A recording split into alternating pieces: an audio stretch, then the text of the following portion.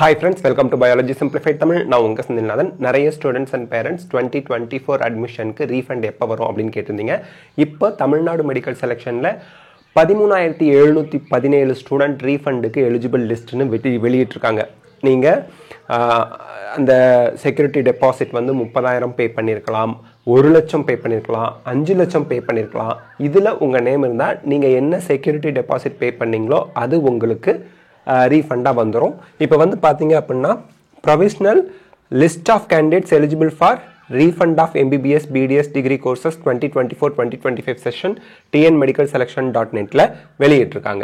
So இதை நம்ம click பண்ணோம்னா நமக்கு இந்த நோட்டிஃபிகேஷன் வருது. இந்த நோட்டிஃபிகேஷனில் லிஸ்ட் ஆஃப் கேண்டிடேட்ஸோட சேர்த்து, அதாவது as the counselling and admission for 2024-2025 MBBS BDS courses வந்து டிசம்பர் 30 க்ளோஸ் ஆயிடுச்சு. இப்போ வந்து தமிழ்நாடு மெடிக்கல் செலெக்ஷன் வந்து refund of security deposit start பண்ணியிருக்காங்க. As per the prospectus dated 15/7/2024 dated 16/7/2024 அதுபடி உங்களுக்கு கவுன்சிலிங் வந்து முடிவுக்கு வந்ததுக்கு அப்புறம் உங்களுக்கு ரீஃபண்ட் வந்து யாரெல்லாம் எலிஜிபிள் அப்படிங்கிறத அந்த ப்ராஸ்பெக்டஸ் படி எலிஜிபிள் கேண்டிடேட்ஸ் லிஸ்ட் வந்து வெளியிட்டிருக்காங்க.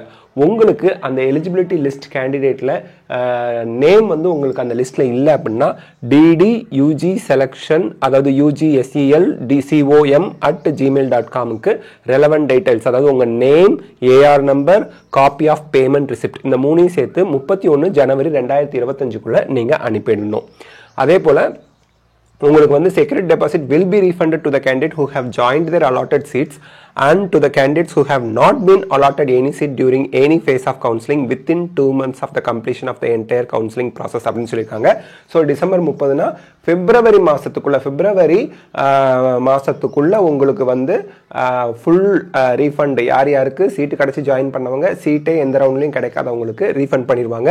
அதையும் தாண்டி security deposit will not be refunded to the candidates who have not joined the course in stray round or later round. Seat allot ஆகி ஜாயின் பண்ணல அல்லது ஸ்ட்ரே ரவுண்டுக்கு அப்புறம் டிஸ்கண்டினியூ பண்ணாங்க அப்படின்னா அவங்களுக்கு ஃபீஸு ரீஃபண்ட் பண்ண மாட்டாங்க அப்படின்னு சொல்லியிருக்காங்க.